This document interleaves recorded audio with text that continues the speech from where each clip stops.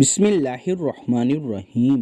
جہنمی مردوں پر اللہ کا عذاب۔ ہم بستری کے دوران بیوی کو یہ ایک جملہ کہنے والا مرد جہنم میں ضرور جائے گا۔ تمام دوست ویڈیو کو مکمل دیکھیے گا۔ محترم ناظرین، حضرت محمد صلی اللہ علیہ وآلہ وسلم کی مجلس میں ایک شخص حاضر ہوا اور عرض کرنے لگا، یا رسول اللہ صلی اللہ علیہ وآلہ وسلم، کوئی ایسا مومن بھی ہے جو جہنم میں رہے گا؟ حضور پاک صلی اللہ علیہ وآلہ وسلم فرمانے لگے، ہاں، ایک شخص ایسا ہوگا جو جہنم کی گہرائی میں 1000 سال رہے گا اور مسلسل اونچی آواز میں پکارتا رہے گا، یا حنان یا منان۔ ایک دن اس قدر اونچی آواز میں اور بلند آواز سے یا حنان یا منان کہے گا، حضرت جبرائیل علیہ السلام جہنم کے قریب سے گزرتے ہوئے اسے سن لیں گے۔ حضرت جبرائیل حیران ہوں گے کہ یہ کیسی عجیب بات ہے کہ کوئی مسلسل یا حنان یا منان پکار رہا ہے۔ حضرت جبرائیل علیہ السلام عرش کے سامنے حاضر ہوں گے اور سر سجدے میں رکھ کر خدا کی تسبیح بیان کریں گے۔ اللہ فرمائے گا، اے جبرائیل سر اٹھاؤ۔ جیسے ہی حضرت جبرائیل علیہ السلام سر اٹھائیں گے تو اللہ فرمائے گا کہ بتاؤ جبرائیل، کیا عجیب دیکھا ہے آج تم نے؟ حضرت جبرائیل علیہ السلام عرض کریں گے، اے ہمارے رب، میں نے جہنم سے آتی ہوئی ایک آواز سنی ہے جو کہ گہرے گھڑے سے لگ رہی تھی، کوئی پکار رہا تھا یا حنان یا منان۔ اللہ فرمائے گا، اے جبرائیل جہنم کے دروغہ مالک کے پاس جاؤ اور اسے کہو کہ جو بندہ یا حنان یا منان کی صدا لگا رہا ہے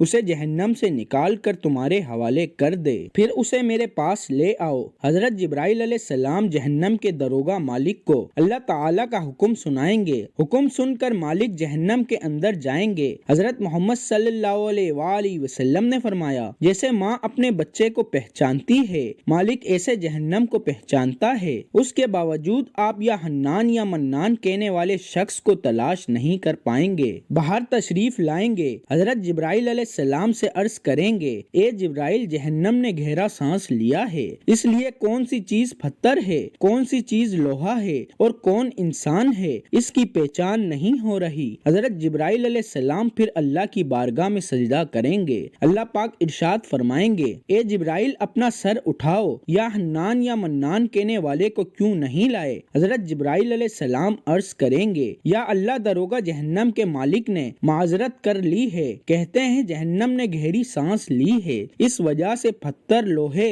اور انسان کے درمیان کوئی فرق نہیں رہا، یہ سب جل کر کوئلہ بن چکے ہیں، کسی چیز کی پہچان نہیں ہو پا رہی ہے۔ اللہ تعالیٰ فرمائے گا، جبرائیل مالک سے کہو میرا بندہ جہنم کے فلاں گھڑے میں فلاں کونے میں اس حال میں پڑا ہے۔ حضرت جبرائیل علیہ السلام جہنم کے دروازے پر جائیں گے اور حضرت مالک کو یا حنان یا منان پکارنے والے کا پتہ بتائیں گے۔ حضرت مالک جہنم کے اندر جائیں گے اور دیکھیں گے ایک شخص ہے، اس کی پیشانی کے ساتھ اس کے ہاتھ گردن کے ساتھ بندھے ہوئے ہیں اور جہنم کے سانپ بچھو ساتھ لیٹے ہوئے ہیں۔ حضرت مالک اس کی زنجیریں توڑیں گے اور جہنم سے نکال کر حضرت جبرائیل علیہ السلام کے حوالے کر دیں گے۔ حضرت جبرائیل علیہ السلام اسے اللہ کے سامنے لے کر حاضر ہوں گے، سر سجدے میں رکھیں گے۔ اللہ پاک فرمائے گا، جبرائیل سر اٹھاؤ۔ حضرت جبرائیل علیہ السلام سر اٹھائیں گے۔ اللہ پاک اس بندے سے فرمائے گا، اے بندے، کیا میں نے تیری بہترین تخلیق نہیں کی تھی؟ کیا تیری طرف رسول نہیں بھیجے تھے؟ کیا رسولوں نے تمہیں میری کتابیں نہیں سنائیں؟ کیا میرے رسولوں نے تمہیں نیکی کا حکم نہیں دیا تھا؟ کیا تجھے برائی سے منع نہیں کیا گیا تھا؟ وہ بندہ ساری باتوں کو مانے گا، اقرار کرے گا، یا اللہ، تو نے میری بہت اعلیٰ تخلیق فرمائی، تیرے رسول بھی تشریف لائے اور انہوں نے تیرے احکام بھی سنائے۔ اللہ پاک فرمائے گا، فلاں فلاں گناہ کیوں کیا؟